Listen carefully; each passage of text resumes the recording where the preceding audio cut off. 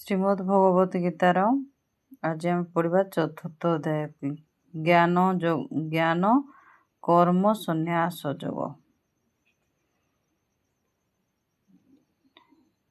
ଏ ଅବିନାଶୀ କର୍ମ ଯୋଗ ସୂର୍ଯ୍ୟଙ୍କୁ କହିଥିଲି ଆଗ। ସୂର୍ଯ୍ୟ ଯେ କହିଲେ ମନୁଙ୍କୁ, ମନୁ କହିଲେ ଇକ୍ଷ୍ୱାକୁଙ୍କୁ। ଏ ଯୋଗ ପରମ୍ପରା କ୍ରମେ ରାଜର୍ଷି ଜାଣିଲେ ଭୁବନେ। ପୁଣି ଏ କାଳ ପ୍ରଭାବରେ ଲୁପ୍ତ ହୋଇଲା ଧରଣୀରେ। ତୁମେ ମୋ ଭକ୍ତ ପ୍ରିୟ ସଖା, କହିଲି ଏହି ଯୋଗ କଥା। ଉତ୍ତମ ଗୋପନୀୟ ଯେଣୁ, କହିଲି ତୁମକୁ ମୁଁ ତେଣୁ।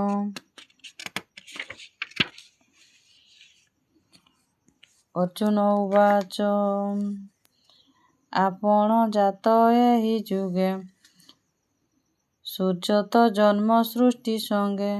ମାତ୍ର ସୂର୍ଯ୍ୟଙ୍କୁ ଏହି ତତ୍ତ୍ୱ କହିଲେ ଆପଣ କେମନ୍ତ? ଶ୍ରୀ ଭଗବାନ ଉବାଚ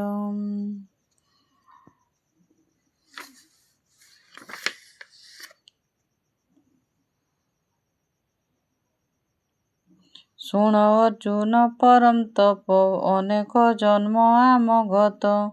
ତୁମର ମନେ ନାହିଁ କିଛି, ମାତ୍ର ସବୁ ମୋ ମନେ ଅଛି।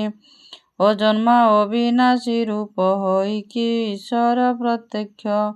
ନିଜ ପ୍ରକୃତି ମଧ୍ୟ ରହି ଯୋଗମାୟା ସେ ପ୍ରକଟଇ। ଯେବେ ନିଷ୍ପ୍ରଭ ହୁଏ ଧର୍ମ, ଅଧର୍ମ ହୁଅଇ ଉତ୍ଥାନ। ସେବେ ମୁଁ ହୋଇ ଆବିର୍ଭୂତ, ପ୍ରକଟେ ମୋ ରୂପ ଭାରତ। ସାଧୁଙ୍କୁ ପରିତ୍ରାଣ କରି, ବିନାଶୀ ଯେତେ ପାପାଚାରୀ। ଧର୍ମର ସଂସ୍ଥାପନ ପାଇଁ ଯୁଗେ ଯୁଗେ ମୁଁ ପ୍ରକଟଇ। ଦିବ୍ୟ ଅଟେ ମୋ ଜନ୍ମ କର୍ମ, ଯେ ଜନ ବୁଝେ ଏହା ମର୍ମ। ପୁନର୍ଜନ୍ମ ସେ ହୁଏ ମୁକ୍ତ, ବରଂ ମୁହୂର୍ତ୍ତରେ ହୁଏ ପ୍ରାପ୍ତ। ରାଗ କ୍ରୋଧ ଅଭୟ ଛାଡ଼ି, ଜ୍ଞାନେ ପବିତ୍ର ଚିତ୍ତ କରି। ମୋଠାରେ ଯେତକ ଆଶ୍ରିତ, ସକଳେ ମୋ ରୂପକୁ ପ୍ରାପ୍ତ। ଯେ କରେ ଯେପରି ଭଜନ, ମୁଁ ଦିଏ ଆଶ୍ରୟ ତେ ଶନ। ଜାଣ ହେ ପାର୍ଥ ସବୁ ଭକ୍ତ, ଅନୁସରନ୍ତି ମୋର ପଥ। କର୍ମ ଫଳରେ ଆଶା ରଖି, ମାନବେ ଦେବତା ପୂଜନ୍ତି। କାରଣ ମାନବ ଲୋକରେ, କର୍ମରେ ସିଦ୍ଧି ଶୀଘ୍ର ମିଳେ।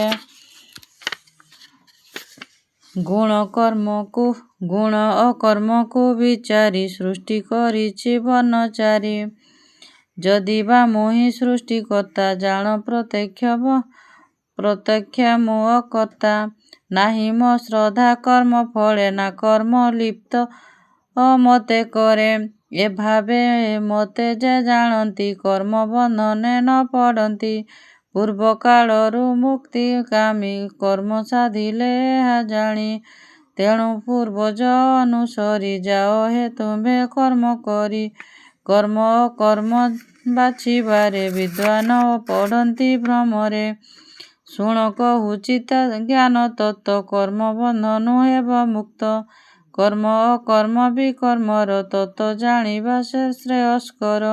କାରଣ ଏହି କର୍ମ ତତ୍ତ୍ୱ ଗହନ ଅତୀବ ବିଚିତ୍ର। କର୍ମେ ଯେ ଦେଖଇ ଅକର୍ମ, ଅକର୍ମେ ଦେଖେ ଯିଏ କର୍ମ। ମନୁଷ୍ୟ ସେହି ବୁଦ୍ଧିମାନ, ଯୋଗୀ ସେ କରେ ସବୁ କର୍ମ। ଯାହାର କର୍ମାରମ୍ଭ ପଥ, ସଂକଳ୍ପ କାମନା ରହିତ। ଜ୍ଞାନ ଅଗ୍ନିରେ ଦଗ୍ଧୀଭୂତ, ଜ୍ଞାନୀ କୁହନ୍ତି ସେ ପଣ୍ଡିତ। କର୍ମେ ଅଫଳେ ନିରାସକ୍ତ, ନିରାଶ୍ରୟ ସଦା ତୃପ୍ତ। ହେଲେ ବି କର୍ମରେ ପ୍ରବୃତ୍ତ, ସେ ଥାନ୍ତି କର୍ମହୀନ ନିତ୍ୟ। ଆତ୍ମା ଇନ୍ଦ୍ରିୟ ବଶ କରି, ଭୋଗ ସାମଗ୍ରୀ ତ୍ୟାଗ କରି।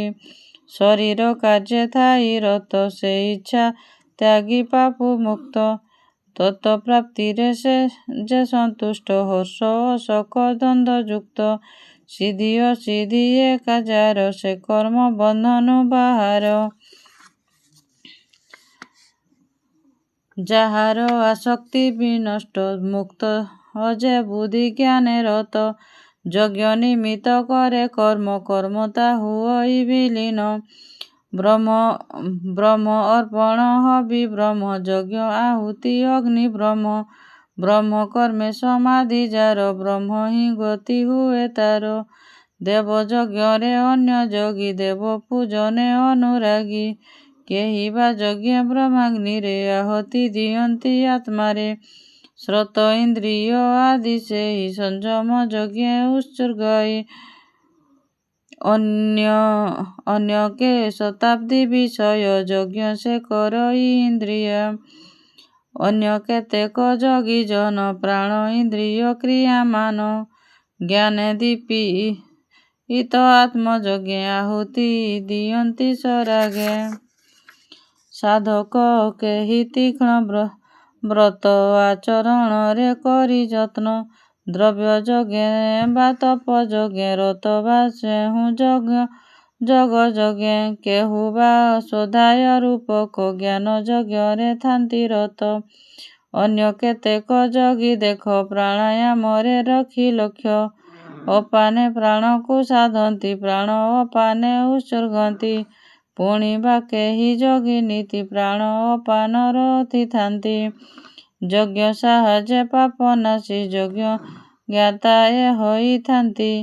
ଯେ ଭୁଞ୍ଜେ ଯଜ୍ଞ ଫଳାମୃତ ହୁଏ ସେ ନିତ୍ୟ ବ୍ରହ୍ମ ପ୍ରାପ୍ତ। ଯଜ୍ଞ ନ କରେ ଯେଉଁ ଜନ ଉଭୟ ଲୋକେ ସୁଖହୀନ। ଯଜ୍ଞ ଏପରି ଭିନ୍ନ ଭିନ୍ନ ବେଦରେ ହୋଇଛି ବର୍ଣ୍ଣନ। କର୍ମରୁ ସେ ସବୁ ସମ୍ଭୂତ ଜାଣି କର୍ମରୁ ହୁଏ ମୁକ୍ତ। ଶୁଣ ହେ ପାର୍ଥ ପରମପଦ ଦ୍ରବ୍ୟ ଯଜ୍ଞରୁ ଜ୍ଞାନ ଶ୍ରେଷ୍ଠ।